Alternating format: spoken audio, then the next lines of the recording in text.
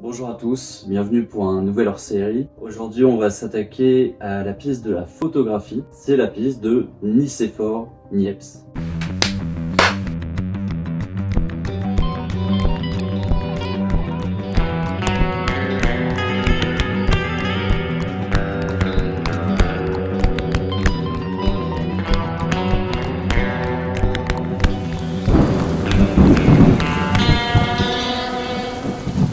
Cette piste intervient au niveau de l'énigme 600, celle où Almar s'allie à la fibule de Prénest. Cette énigme fait intervenir les masses atomiques et nous permet de trouver la phrase décodée suivante.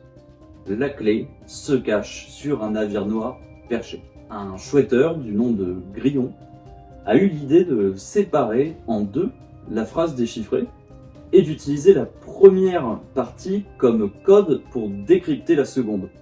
C'est une méthode connue en cryptographie sous le nom de code Wigner. Alors on décompose la première partie en groupes de nombres correspondant au nombre de lettres dans chaque mot. La clé se cache sur devient donc 2 lettres dans le mot là, 4 lettres dans le mot clé, ainsi de suite 2, 5, 3, soit par la même méthode 2, 4, 2, 5, 3. On sépare maintenant la deuxième partie de la phrase par ce code 2, 4, 2, 5, 3 et on obtient les groupes suivants. UN, NAVI, RE, NOIRP, ERC, HE. Il reste HE de perché, on revient au début du code et HE devient un sixième groupe. En prenant la première lettre de chaque groupe depuis le début, on obtient NIEPCE, Niepce. Or, Niepce est l'inventeur de la photographie, qui donne une image inversée de l'image fixée lors des débuts de l'invention, et ce qui correspond parfaitement au titre de l'énigme. Le bon sens, c'est celui du contresens, et inversement. Et par une autre méthode assez similaire, en coupant de nouveau la phrase en deux, avec un premier groupe de 18 lettres, la clé se cache sur, puis un groupe de 7 lettres, un navire noir perché, et en nous inspirant du code César utilisé dans l'énigme en l'appliquant d'un groupe à l'autre, on retrouve Niepce en trouvant les binômes des dernières lettres de chaque mot. Ces binômes dans l'ordre NIEPCE, FAR. FAR est donc en trop. Alors la question est qu'en faire?